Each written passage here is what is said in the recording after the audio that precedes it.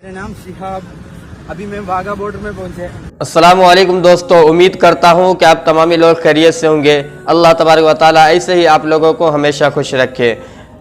आइए दोस्तों, मैं शिहाब भाई की बात करता हूँ। उससे पहले हज की फजीलत बता देता हूँ।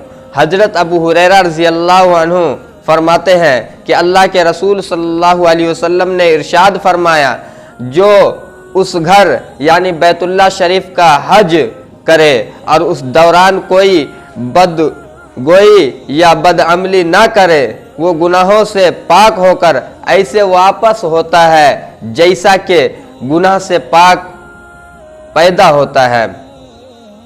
तो दोस्तों, अगर ये हदीस पसंद आए तो दूसरों में आप शेयर करें इस वीडियो को, और चैनल पर नए हैं तो चैनल को सब्सक्राइब करना बिल्कुल ना भूलें।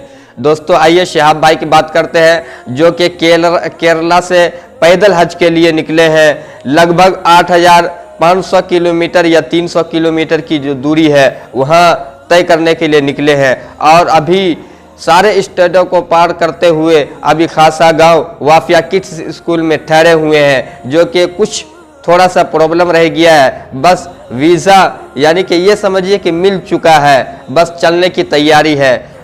यानी कि बस वो जो कहता ना लेटर पैड, वो लेटर पैड अभी नहीं मिला है। लेटर पैड जैसे ही मिलता है यानी कि वीज़ा समझिए मिल गया, फिर पाकिस्तान इंटर हो जाएंगे, फिर मतलब कि अपना सफ़र दोबारा शुरू कर देंगे शिहाब भाई। बस आप लोग शिहाब भाई के लिए दुआ करते रहिए ख़ास तौर से, और जितने भी पूरे हिंदुस्तान बल्कि पूरी दुनिया में उम्मत है, पूरी दुनिया में मुसलमान है, सभी शिहाब भाई के लिए दुआ कर रहे हैं, और सभी का दुआ शिहाब भाई के लिए है।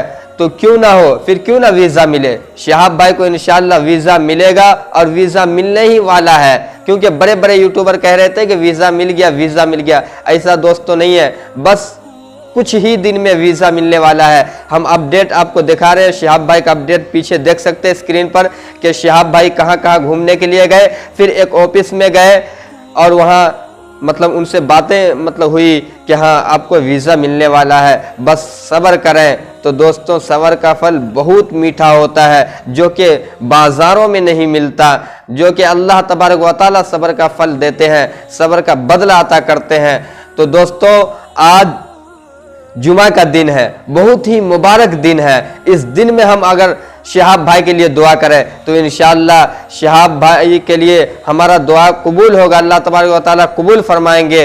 इस दिन की बहुत सारी फजीलतें हैं भाई। जुमा का दिन है, आज सूरह कहफ पढ़ने का दिन है। सूरह कहफ के बारे में फरमाया गया है कि पिछले जुमा से इस जुमा तक के जो गुनाह है वो गुनाह को मिटा दिए जाते हैं और सवाब को लिख दिए जाते हैं। तो फरमाया कि सूरह कहफ पढ़ें और शिहाब भाई के लिए ख़ास तौर से दुआ करें। आप लोग सूरह कहफ पढ़ना ना भूलें। जुमा में सूरह कहफ पढ़ें और सूरह कहफ पढ़ने के बाद शिहाब भाई के लिए दुआ करें। देखिए, मैं यूट्यूब के चैनल के माध्यम से, चैनल के जरिए आपको बता रहा हूँ, आप सूरह कहफ पढ़ के शिहाब भाई के लिए दुआ करेंगे तो इंशाअल्लाह बहुत जल्द मिल जाएगा वीज़ा, और फिर मैं वीज़ा वाली खुशी को लेके आऊँगा। जब शिहाब भाई सफ़र करेंगे वो अपडेट लेकर आऊँगा, तो आप लोग देखकर खुश हो जाएंगे बिल्कुल।